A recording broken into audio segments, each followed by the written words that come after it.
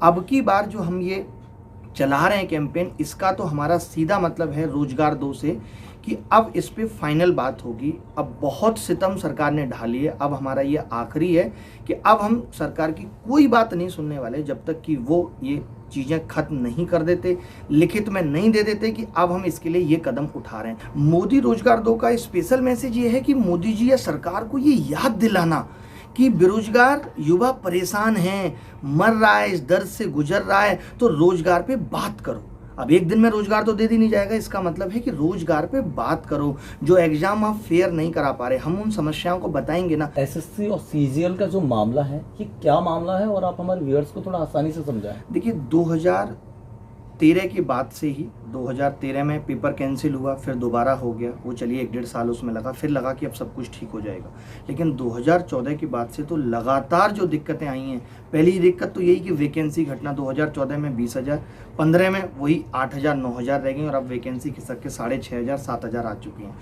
चलो ये भी हमने मान लिया कि वैकेंसी कम है और उन वैकेंसी को भी ठीक तरीके से नहीं फिल किया जा रहा। आप 2018 में देखेंगे एक यूएफएम ला करके सरकार ने लाखों अभ्यर्थी को बाहर कर दिया, उसके लिए हमें कैंपेन चलाना पड़ा कि यूएफएम वापस लो, तब जाके वो यूएफएम वापस हुई। सीएचएसएल में घोटाला, अभी 2019 का रिजल्ट आया तो ये पेपर को एक लेवल पे नहीं कर पा रहे, एक पेपर इतना आसान बना देते। पिछले 2 साल से ऐसा हो रहा है कि कट ऑफ 85% जा रही है। कंपटीशन के एग्जाम में कट ऑफ का इतना जाना ही गलत है। इसका मतलब आप पेपर का स्तर ही नहीं ठीक तरीके से सेट कर पा रहे, आपने मजाक बना दिया है। अरे कौन है भाई आपके पेपर सेट करने वाले जो 3 पेपर को एक लेवल पे नहीं सेट कर सकते? और अगर कभी ऐसा होता है कि करप्शन का मामला पाया जाता है, जैसे 2017 में करप्शन का मामला हुआ तो उस केस को खत्म कर दिया गया, जबकि उसके टाइम भी प्रोटेस्ट हुआ था, मैंने किया, हमने ऑफलाइन प्रोटेस्ट किया, तब भी ये बात उस वक्त एक कहकर खत्म कर दी गई कि इसकी जांच होगी। उसके बाद जांच हुई, सीबीआई में केस गया, कमेटी बनी, मैंने खुद प्रूफ दिए, मैं आज भी दे सकता हूं आपके चैनल पे हर जगह कि मैंने प्रूफ दिए कि नकल हुई,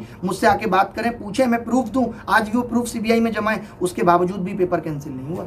और जब पेपर इस तरीके से कैंसिल नहीं होता तो इससे लोगों का भी मनोबल टूटता है और उस संस्था का जो एसएससी है उसका मनोबल बढ़ता है कि कोई बात नहीं, हम करप्शन करेंगे, कोई फर्क नहीं पड़ता। बता देते हो कि विद्यार्थी उसमें 200 नंबर लाके भी फाइट नहीं कर पा रहा, ये मेन इशू है सीजीएल का।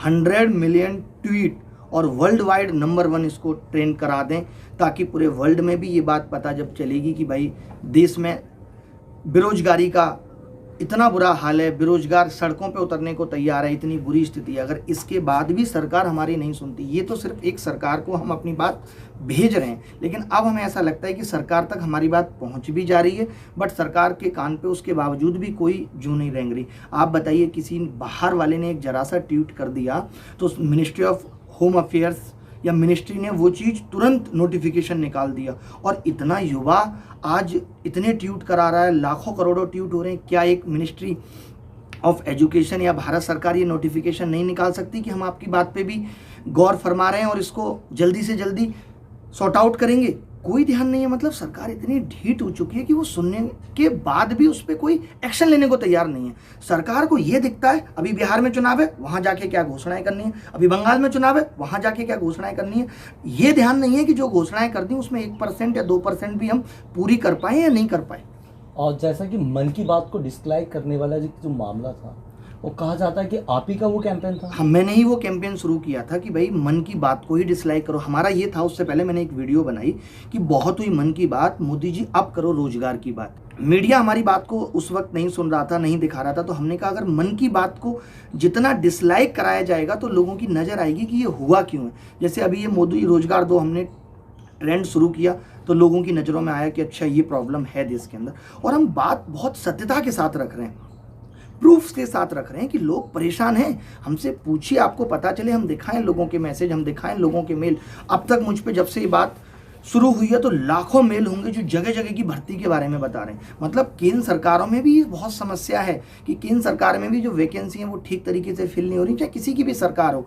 बट बात यह है कि जब ये देश में लोकसभा चुनाव हुए तो मात्र लोगों ने वोट मोदी जी को देखकर दिया था और हर जगह यही कहा था मोदी है तो मुमकिन है, मोदी जी हैं तो सबका साथ सबका विकास। तो जब वोट मोदी जी को देखकर दिया, जब प्रधानमंत्री मोदी जी के नाम पे बनाया गया, जब देश की सरकार का नाम बदल के मोदी सरकार हो गया, तो फिर बेरोजगारी पे बात मोदी जी से क्यों ना हो। एक्चुअली क्या हो गया ना कि लोगों ने मोदी जी के आने पे इतनी तारीफ कर दी थी कि अब मोदी जी ये करेंगे, अब सबके अकाउंटों में इतना पैसा जाएगा, पेट्रोल का दाम 35 रुपये आ जाए। इतनी लोगों ने हद से ज़्यादा तारीफ कर दी थी कि अब लोग उस प्रॉब्लम को या उस बुराई को बोलने से डर रहे हैं, जो डर है। लेकिन ये रिदम टूटेगा, मेरा भरोसा है, मेरी इंट्यूशन है कि हम इस चीज़ को तोड़कर रहेंगे। आज मीडिया भी ने भी अब बोलना शुरू कर दिया है कि महंगाई पे लगाम लगाओ, लोग भी बोल रहे हैं और ये आगे आने वाले समय में ये प्रॉब्लम और बढ़ेगी। और देखिए दिक्कत क्या है, क्या लोगों को मोदी जी से दिक्कत है, क्या लोगों को सरकार से दिक्कत है? नहीं। बट अगर प्रजा को कोई दिक्कत है तो मोदी जी उसे सुने तो सही। मोदी जी अमेरिका जाके ये कह दें कि अब की बात ट्रंप सरकार, मोदी जी वहाँ जाके, मोदी जी के पास इन सब बातों की दखलंदाजी के लिए समय है, मोदी जी के पास और चीज़ों के लिए समय है। क्या मोदी जी अपनी 2 रैली बंगाल की कम करके देश के युवा पे बात नहीं कर सकते, देश के किसान को कन्विंस नहीं कर सकते? क्यों नहीं कर सकते भाई? राजा है, उन्होंने पूरे देश को कन्विंस वोट के लिए कर लिया, अब उसकी समस्या को सुलझाने के लिए वो कन्विंस नहीं कर सकते कि रुको मैं ऐसा कर रहा हूँ, दिखाओ ना प्रॉब्लम क्या है। 2015 में तो मोदी जी खुद कहते थे देश का युवा परेशान है, इतने करोड़ रोजगार लेके आऊंगा। उन्होंने सारी समस्याओं को उठाया था, उन्हीं सबको देख के तो हमने उनको वोट दिया और इतने बहुमत से वोट दिया। वो इस चीज़ का गलत फायदा उठा रहे हैं, कब तक उठाएंगे? एक दिन खत्म होंगी ये सारी चीज़ें भी। देखिए घमंड किसी का भी नहीं रहा, आज वो इतने ज़्यादा रिजिड हो गए कि इन बातों पर बोलने से कतरा रहे हैं। जब देश इतना डिजिटल हो सकता है तो एग्जाम फेयर क्यों नहीं हो सकता? मोदी जी कहते हैं चुनाव फेयर है। इस देश में जब सब कुछ फेयर है तो एग्जाम क्यों नहीं फेयर हो सकता? चुनाव का रिजल्ट तो बहुत जल्दी आ जाता है। अगर इनको भी लटका दिया जाए 1.5-2 साल, उसके बाद भर्ती कोर्ट में फंस जाए इनकी भी, तब इनको पता चले कि 5 साल सरकार चलने के बाद पता चला कि ये साहब भी एमएलए एमपी बन पाए हैं, तब इनको उस दर्द का एहसास होगा। हम तो बस ये कह रहे हैं कि सरकार इस टॉपिक पे बात कर ले कि भाई आप किस लिए कर रहे हो आंदोलन। आप टोटल 2 करोड़ दे दो 5 साल की सरकार में, लेकिन वो रोजगार होना चाहिए। ये नहीं कि आपने स्किल इंडिया के तहत किसी को ट्रेनिंग दे करके एक दर्जी बना दिया, आप उसको भी रोजगार में काउंट कर रहे हो। तो दर्जी तो इससे पहले भी हुआ करते थे। तो ये सब चीज़ें नहीं चाहिए हमें। हमारा मतलब ये है कि वास्तव में रोजगार दो। जो संस्थाएं हैं जैसे यूपीएससी है, एसएससी है, अब इन्होंने सीईटी लाने की बात कर दी, तो सीईटी की प्लानिंग क्या है? मतलब सरकार इन बातों को शेयर करे, ट्रांसपेरेंसी लाए। डिजिटल इंडिया का मतलब यही है कि कैसे आप उन वैकेंसी को फिल करोगे, कैसे आप करप्शन को खत्म करोगे। आप एक डिपार्टमेंट बनाओगे जो इस बात की, जिसकी लाइबिलिटी होगी कि एग्जाम में करप्शन ना हो। कल को आवाज़ उठाने के लिए हमारे पास वो डिपार्टमेंट या वो मिनिस्ट्री होनी चाहिए जहाँ पे हम कह सकें 10,000 लोग जाके कि भाई इस एग्जाम में धांधली हुई है। आज बात बात पे हमें सरकार को पकड़ना पड़ रहा है, ये ना करना पड़े हमें।